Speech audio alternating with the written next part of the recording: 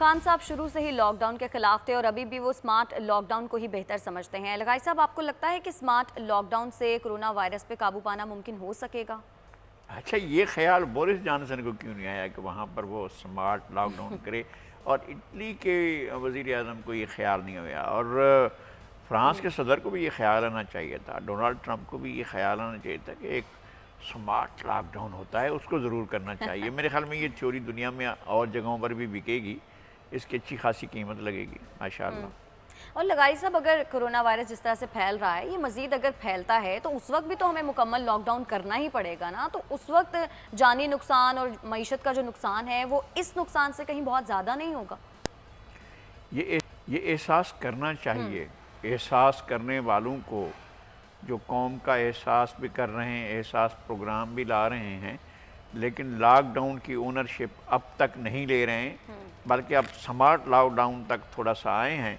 अब smart lockdown में क्या होता है, क्या नहीं होता है। स्मार्ट लॉकडाउन है लगाई साहब, किस तरह होगा ये? कई लोगों को समझ भी नहीं आ रहा कि ये होगा क्या। नहीं समझ में मुझे आएगा तो फिर मैं आपको बताऊंगा ना। क्योंकि ये एक लग रहा है कि कोई ऐसी चीज है जो कि शायद मोबाइल फोन पर ठीक है जी, घूमो फिरो, ऐश करो, जाओ, वो करो और सोशलाइजेशन करो, एक दूसरे के करीब जाओ, कोई बात नहीं, बिजनेस करो, कारोबार करो, जाओ, इबादत करो, इस तरह का होगा कोई स्मार्ट किस्म का, ताकि वो फैज़ साहब की गज़ल जो है इस दौरान में बैकग्राउंड म्यूज़िक के तौर पर बजा करेगी कि गुलों में रंग भरे बाद नौ बहार चले, चले भी आओ कि गुलशन का कारोबार चले। आखिर कोर्स के अंदाज में कहा जाएंगे कारोबार चले, कारोबार चले, ये स्मार्ट लॉकडाउन होगा। ये स्मार्ट लॉकडाउन। तेल की कीमतों में तारीखी गिरावट और दुनिया में तेल रखने की जगह नहीं। लगाई साहब, पाकिस्तान कितना फ़ायदा उठा सकता है इस सूरत हाल से?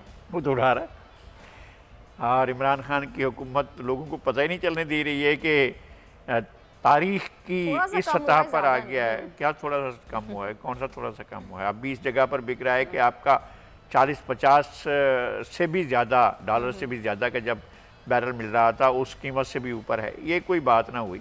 अमेरिका बताए, अब इराक पर हमला किया, उसके अखराजात कितने थे, क्या नतीजा निकला?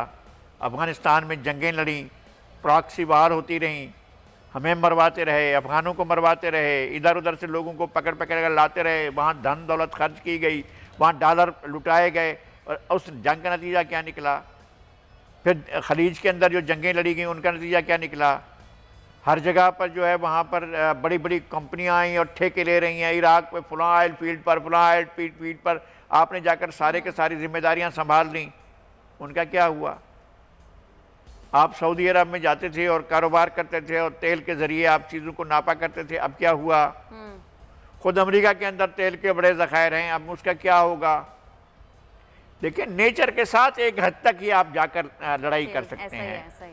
ये जो इकोसिस्टम है, वो इकोसिस्टम अपने आप को बरकरार रखने के लिए, अपने आप की बहाली के लिए वो आपके साथ कोई भी लड़ाई कर सकता है। ये इसका ज़मीन का, इस नेचर का, इस फितरत का आपके साथ ये हुआ है। उसने एक ऐसा मुर्दा खुलिया जो है वो डाल दिया है आपके पास। अब आप छुपते फिर रहे हैं, आप वो ये भी नहीं देख रहा है। आज में बहुत अफसोस हुआ है कि जनाब अलकरम के हमारे इतने बड़े सनतकार जनाब मैं चावला साहब जो है उनका इंतकाल हुआ है, आज कोरोना के बायस हुआ है। कोरोना तो ये नहीं देख रहा है कि मैं बोरिस जॉनसन को लग रहा हूँ कि बेचारे गंगू तेली को लग रहा हूँ, मैं किसको जाकर लग रहा हूँ, वो तो जाकर जिसको भी लग रहा है वो नहीं फ़र्क देख रहा है। आपने बड़े बड़े इंतजामात किए थे, बड़े बड़े घर बनाए थे, बड़े बड़ी चीज़ें बनाई थी, आपने हिफाजती इक़दाम किए थे, आपने टोपें लगवाई थी, आपने असला जमा किया था, आपने हथियार जमा किए थे। क्या हुआ? वो भेजे ना कोरोना की तरफ उनको, जो आपने बड़े बड़े चीज़ें बनाकर सारी दुनिया में राज कायम कर दिया कि जनाब यूनिपोलर वर्ल्ड हो गया है, अब दुनिया कोई सर नहीं हिला सकती, कोई इधर नहीं हो सकता। को आप बताओ ना, अपना सर तो हिलाकर बताओ। अब वो सूरत हाल नहीं रही है। वैसे कौन से ऐसे आप वर्ल्ड आपको WHO भी कह रहा है कि कोरोना के साथ जीना सीखो। जी लगाई साहब, वो कौन से ऐसे ममालिक हैं जो आलमी मंडी में तेल की कीमत कम होने से फ़ायदा उठा सकते हैं? कौन? एक तो चीन ने क्या है कि ज़ख़ीरा करता जा रहा है। अगर उसके पास ज़खायर मौजूद हैं इतने ज़्यादा कि वो दुनिया भर से तेल लेकर, और फिर जब इसकी सूरत हाल ऐसी आएगी, जब कसाद बाजारी का ये दौर आगे निकलेगा और चीन की तेल की आपको मांग पड़ेगी, तो फिर चीन लेकर बैठा होगा कि जी मेरे पास है तेल, किसने लेना है?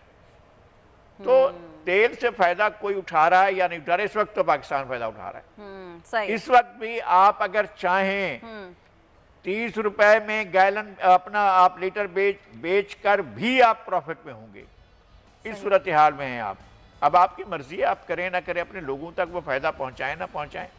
ठीक है, आप अपना अगर आपकी मैशत इससे मजबूत हो रही है, आपने हजारों अरब के कर्जे ले लिए, आपने कर्जों का इतना तुमार ले लिया है, फिर आप इमदाद की शक्ल में कर्जे ले रहे हैं, ये भी आप ले रहे हैं, और लोगों की जेबों पर वो भी सिलसिला जारी है कि जनाब पेट्रोल की मद में भी आप निकाल रहे हैं, तो फिर आप वो पैसा कहाँ? फिर तो आप इसी तरह बांटते रहेंगे अपने दोस्तों को, लाओ भाई तुम्हें सब्सिडी देते हैं, जाओ तुम्हें निहाल करो, चीनी ले आओ, चीनी को तुम बेचो, हम बाद में कुछ कर लेंगे, बात हो जाएगी। आटे को, चीनी को, चावल को, सबको खाओ, बेचो, कारोबार करो, धंधा करो। बिल्कुल सही है।